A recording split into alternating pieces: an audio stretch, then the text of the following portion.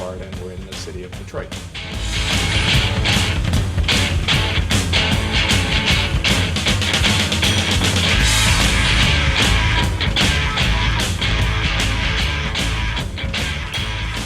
I think things and write things. You make things. Yeah. Tell us a little bit about this place that we're in, where we're talking today. Yeah.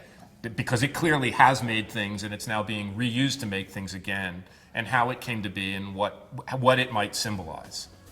Well, we're in Signal Return Press, which is a letterpress studio in Detroit's Eastern Market. We're surrounded by machinery that was used commercially for many years. It was how newspapers and posters and advertisements were made. Now it's become more of a craft or an art, and so it's a place of learning and communication. I think it's a way to reconnect with the tactility of letters in a really powerful way.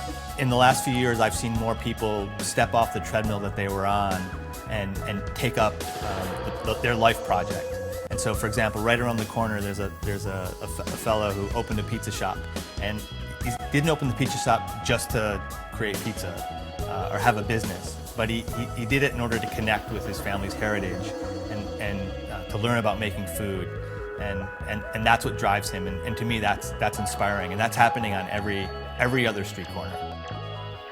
In addition to all the really interesting business stuff that's beginning to happen, is people, it has the infrastructure, it has the buildings, it's more central. Younger people want more walkable neighborhoods. The one that struck me was when Twitter announced that it was going to open one of its major Midwest locations, not in the suburbs, the lovely suburbs or industrial parks, but in downtown Detroit. And that struck me because Dorsey himself has said he's an urbanist. The headquarters is in the city of San Francisco. He has a big installation in New York, one in London. He picked Berlin, but hold on, the next place he picked is Detroit. So if you think about the business redeveloping going on and how it fits in with the building of third places, cafes, pizza shops, the architectural rebuilding, the residential rebuilding, all the things we talk, the makers, how do those two pieces of the puzzle, or do they fit together? It's pretty remarkable. Like, I have to say, I think it reflects on a change in development in the city, and it's actually, reading Curbed and Model D, it's beginning to capture maybe some of the sort of tension.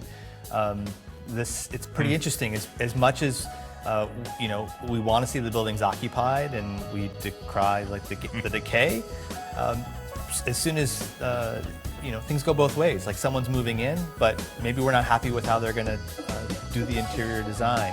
We want to see more people come, but then there's problems with the parking. So, I think it's really good. It's stirring the conversation. It's making people think about what we really want, and that there's a set of competing interests in the city, and the best cities always deal with that. And I think we're finally having to step to another level in order to actually engage that.